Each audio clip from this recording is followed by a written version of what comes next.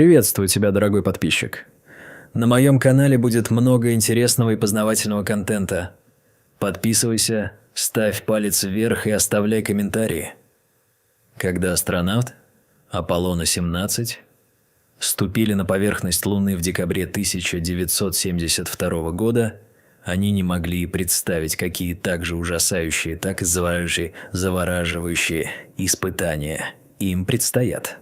Лунный пейзаж, безмолвный и загадочный, простирался до горизонта. Костюмы астронавтов резко контрастировали со серым лунным грунтом. Отсутствие атмосферы и привычных объектов уничтожало привычные представления. Здесь, на поверхности Луны, расстояния и размеры объектов порой казались невообразимо далекими и неразличимыми. Для астронавтов это была не просто научная миссия. Это был вызов, который они должны были принять, чтобы приблизить человечество к звездам.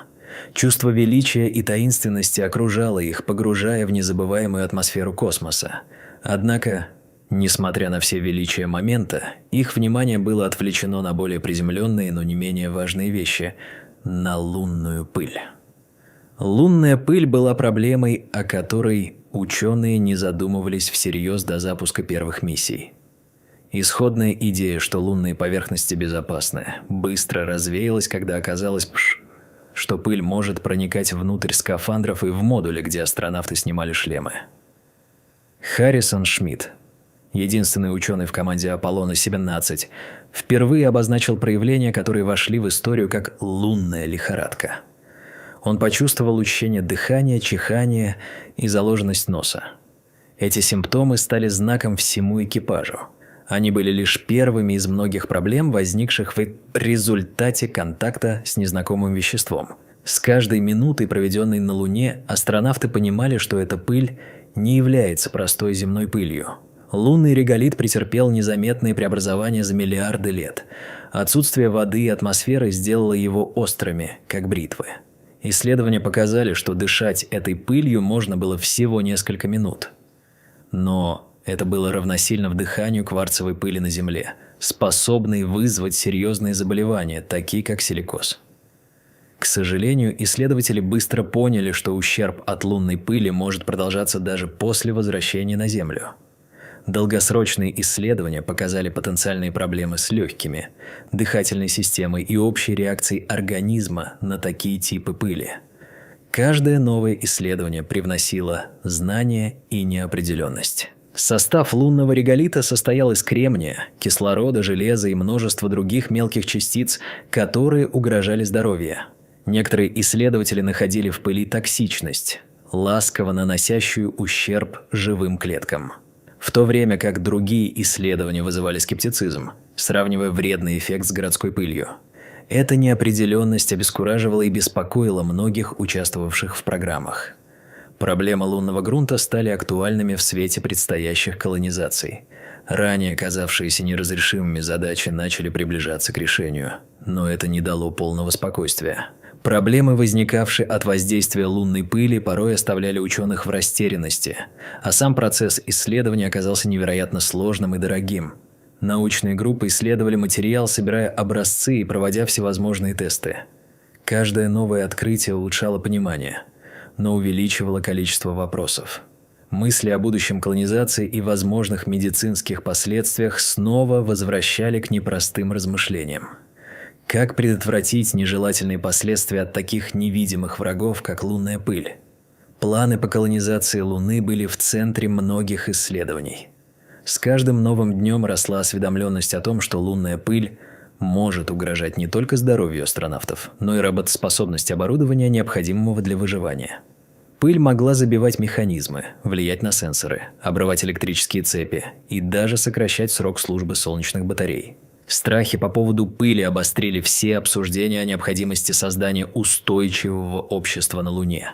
Среди множества проблем, таких как радиация и перепады температур, этот аспект становился все более актуальным.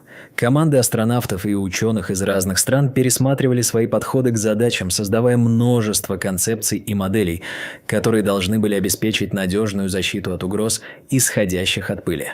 Безопасность стыковочных массивов, исследовательских зон и базовых лагерей требовала тщательной проверки и защиты. Каждое новое строительство становилось испытанием на прочность не только идей, но и технологий. Первая база непременно должна была обеспечить защиту от холодного, угрюмого одиночества Луны. Но еще более важно – от пыли, которая могла стать настоящим врагом. Чтобы бороться с этой угрозой, ученые работали над новыми методами. Исследования показали успешные результаты при использовании активных методов, таких как разработка электродинамических щитов.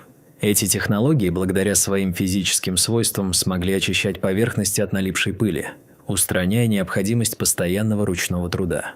Каждый успешный эксперимент давал надежду, что постройки на Луне смогут оставаться в чистоте и работать долго. Кроме того, астронавты начали разрабатывать новые физические конструкции для уменьшения влияния пыли на работающее устройство, поскольку, например, даже малое количество лунного реголита могло забивать и наносить урон механизмам. Каждый шаг на поверхности Луны требовал от них тщательной подготовки и продуманных решений. Изучение взаимодействия лунной пыли с разными материалами дало возможность создавать специальные покрытия и электроника, отвечающие требованиям. Сделанные на основе искусственных тканей, такие покрытия не только защищали от механического воздействия, но и собирали информацию о состоянии окружающей среды. Этого рода устройства становились незаменимыми на Луне в процессах строительства и колонизации. Однако были и более загадочные проблемы. Ученые заметили странные полосы на лунной поверхности, образующиеся при посадке космических аппаратов. Попадали в глаз невообразимые рисунки, создаваемые движением пыли. Эксперименты показали, что облака пыли создаются в результате вихрей, образующихся под действием выхлопных газов ракетных двигателей. Каждая новая миссия демонстрировала, что эти вихри могут быть опасны. Они действовали как пескоструйные аппараты, способные разрушать космические аппараты и инфраструктуру. Эти взаимодействия требовали не только научного осмысления, но и практического применения. Ученые начали тщательно собирать данные, создавая карты, чтобы обнаружить места с повышенной вероятностью появления такой активности пыли и избегать их во время будущих экспедиций. Выяснение природы этих полос могло помочь не только в процессе дальнейших колонизаций, но и конкретизировать влияние рядового воздействия ракетных двигателей на поверхность Луны. Узоры образовывались почти по всей поверхности, создавая шершавые участки, которые позже мешали передвижению техники. С новыми открытиями и технологиями НАСА подготовила программу «Артемида», планируя вернуть людей на Луну и построить там постоянно действующую базу. В течение нескольких лет эта программа набирала обороты в научном сообществе, нацеливаясь не только на возврат людей обратно, но и на создание устойчивой исследовательской базы. Однако, как показали временные линии, будущее краткосрочных и долгосрочных программ порой не совпадало. Конфликт мнений о безопасности и возможности колонизации оставлял команду ученых разорванной и напряженной.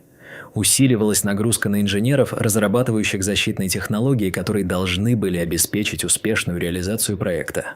Споры о том, насколько безопасна эта среда и стоит ли рисковать будущими жизнями даже для таких смелых шагов, как возвращение людей на Луну, становились все более острыми. В то же время современные компании, частные стартапы и государства начали разрабатывать альтернативные методы исследования и колонизации Луны. Участие частного сектора стало важным шагом к тому, чтобы избежать затягивания сроков и дать возможность конструктивной критике и инновациям. Во множестве аспектов неясность вопросов безопасности также требовала обширного анализа, а это снова навлекало на авторитетные исследования. Неудивительно, что вопросы лунной пыли не были единственными. На Марсе изучали аналогичные проблемы, и геномные исследования показывали, что пыль, заполняя легкие, может также угрожать и марсианской колонизации в будущем. Научное сообщество чувствовало, что предстоящие эксперименты и исследования будут оценивать не только токсичность, но и возможности новой жизни в другом мире. Проблемы марсианской пыли были аналогичны тем, с которыми сталкивались на Луне. Воздействие микрометеоритов и их последствия, абразивные свойства пыли и ее способность вызывать болезни. С каждой новой миссией получали все больше данных, но также и новых вопросов. Мысли о будущем колонизации стали ключевыми в контексте важности межпланетного взаимодействия.